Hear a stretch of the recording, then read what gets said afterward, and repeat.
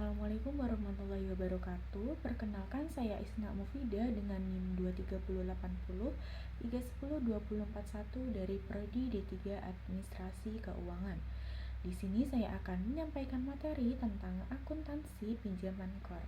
Adapun outline yang akan saya bahas, yang pertama yaitu ada definisi dan penggunaan, yang kedua ada ketentuan syar'i, rukun transaksi dan pengawasan syariah transaksi pinjaman KOR. Yang ketiga ada alur transaksi pinjaman KOR. Yang keempat ada perhitungan dan penjurnalan, kemudian ada penyajian pinjaman KOR, dan yang terakhir yaitu kesimpulan. Yang pertama ada definisi dan penggunaan. Secara terminologi, KOR berarti menyerahkan tahta kepada orang yang menggunakannya untuk dikembalikan gantinya pada suatu saat.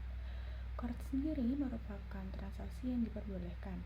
Akad KOR merupakan akad yang memfasilitasi transaksi peminjaman sejumlah dana tanpa adanya pembebanan bunga atas dana yang dipinjam oleh nasabah. Transaksi KOR sendiri pada dasarnya merupakan transaksi yang bersifat sosial karena tidak diikuti dengan pengambilan keuntungan dari dana yang dipinjamkan. Yang selanjutnya ada ketentuan transaksi pinjaman KOR. Yang pertama itu ada larangan mencairkan pengembalian atas suatu pinjaman tambahan. Yang kedua, larangan menunda pembayaran pinjaman bagi orang yang mampu. Kemudian yang ketiga yaitu perintah meringankan beban orang yang kesulitan membayar pinjaman. Yang keempat, pembolehan mengenakan biaya administrasi. Dan yang kelima atau yang terakhir, pembolehan pengenaan sanksi pada peminjam yang mampu tapi melalaikan kewajibannya. Selanjutnya ada rukun transaksi pinjaman KOR. Yang pertama, transaktor yaitu pihak-pihak yang mengadakan kontrak. Yang kedua, objek KOR yaitu harta atau tahta uang yang dipinjamkan. Dan yang ketiga ada ijab dan kabul, artinya pernyataan kesepakatan kedua belah pihak.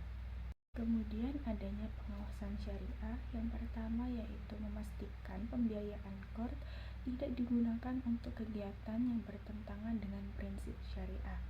Yang kedua, memastikan sanksi hanya diberikan kepada nasabah yang sengaja lalai membayar, bukan karena kesulitan ekonomi. Kemudian yang ketiga, memberikan kelonggaran waktu bagi nasabah yang kesulitan dengan keuangan. Yang keempat, memastikan pendapatan dari sanksi dicatat sebagai dana kebajikan. Dan yang kelima, memastikan dana KOR konsumtif berasal dari sumber sosial, bukan dari modal atau investasi bank. Dan yang terakhir, memastikan dana KOR untuk talangan nasabah berasal dari modal bank. Pada slide ini saya akan menjelaskan tentang alur transaksi akad KOR antara bank syariah dengan nasabah. Yang pertama yaitu proses dimulai dari seleksi dan akad KOR. Bank syariah melakukan pengecekan terhadap calon penerima pinjaman mulai dari identitas, kebutuhan dana, serta kemampuan dalam mengembalikan pinjaman. Setelah nasabah dinilai layak, barulah dilakukan akad KOR, yaitu perjanjian pinjaman tanpa imbalan. Yang kedua, setelah akad ditandatangani, bank syariah menyerahkan dana KOR kepada nasabah. Pada tahap ini, dana yang diberikan bersifat pinjaman murni tanpa tambahan bunga, tanpa margin, dan tanpa keuntungan bagi bank.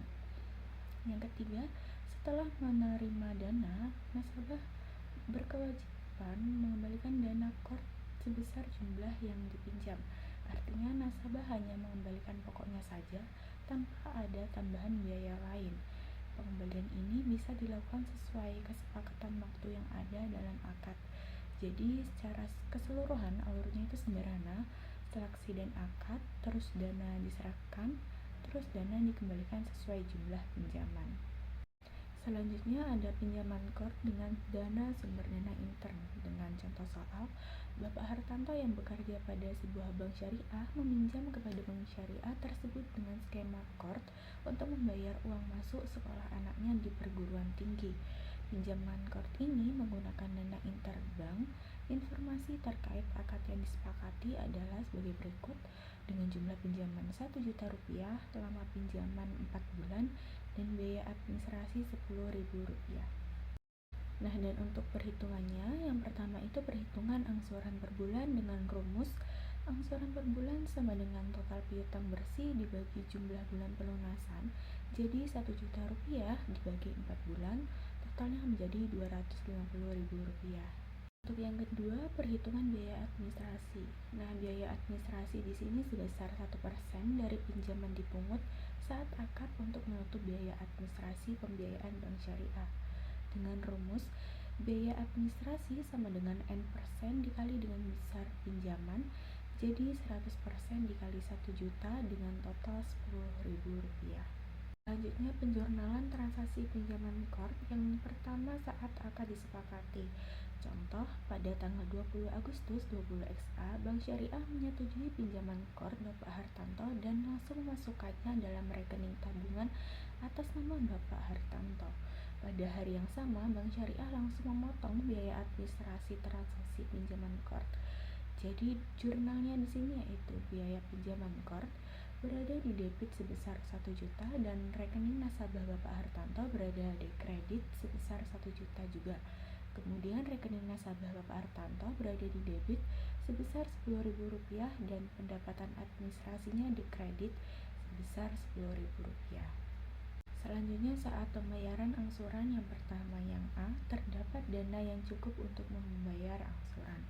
Apabila pada tanggal 20 September 20XA atau tanggal jatuh tempo angsuran pertama, Bank Syariah mendapati rekening nasabah memiliki saldo dana yang cukup untuk pembayaran angsuran, maka jurnal pendebitan rekening untuk pembayaran angsuran pinjaman KOR sebagai berikut.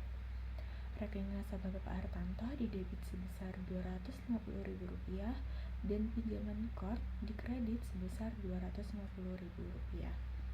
Untuk yang kedua atau yang B, tidak ada dana sama sekali yang dapat didebit. Apabila pada tanggal 20 Oktober 20XA atau tanggal jatuh tempo angsuran kedua, tidak ada dana sama sekali yang dapat didebit untuk pembayaran angsuran, maka pada tanggal 5 November 20XA, Bapak Hartanto telah menyetorkan sejumlah dana, sehingga memungkinkan Bank Syariah untuk mendebit rekening tersebut.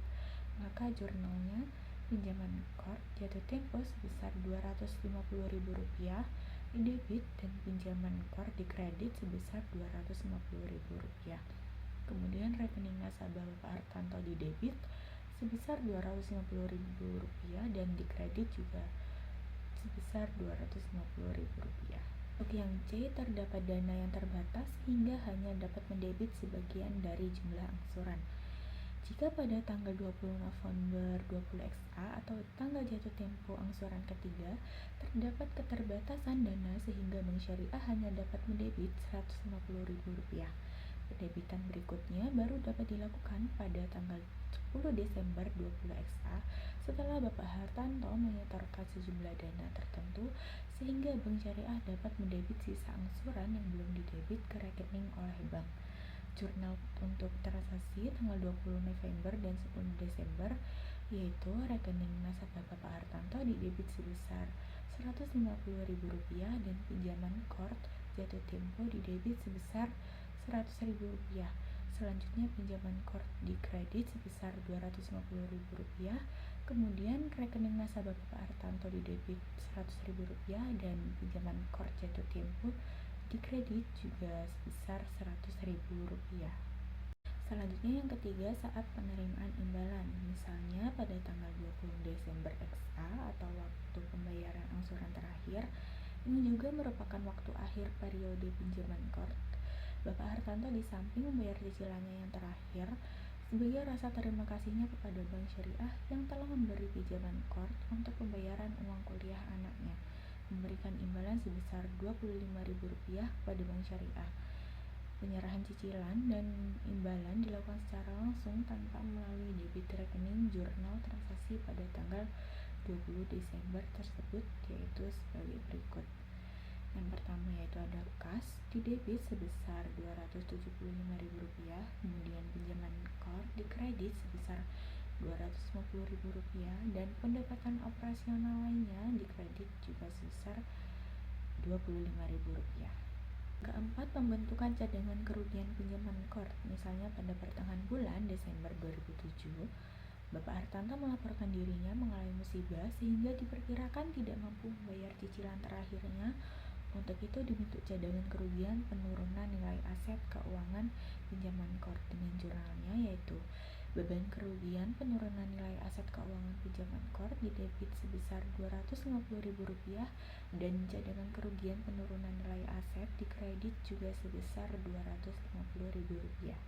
Di surat ini ada penyajian pinjaman KOR berdasarkan opsi 2013. Disebutkan bahwa yang pertama, pinjaman KOR yang bersumber dari interbank dan dana pihak ketiga disajikan pada pos pinjaman KOR. Dan yang kedua, cadangan kerugian penurunan nilai pinjaman KOR disajikan sebagai pos lawan atau kontra account pinjaman KOR. Baik, untuk kesimpulannya pada materi yang sudah saya bahas, yaitu pinjaman KOR merupakan aset sosial dalam perbankan syariah yang memberikan pinjaman dana tanpa bunga dengan kewajiban pengembalian sesuai jumlah pokok. Dalam pelaksanaannya, bank hanya diperbolehkan mengenakan biaya administrasi untuk menutup biaya operasional, bukan untuk mencari keuntungan. Pengawasan syariah berperan penting untuk memastikan transaksi sesuai prinsip Islam, terutama agar dana tidak digunakan untuk kegiatan non-syariah, dan sanksi hanya diberikan dengan nasabah yang sengaja lalai.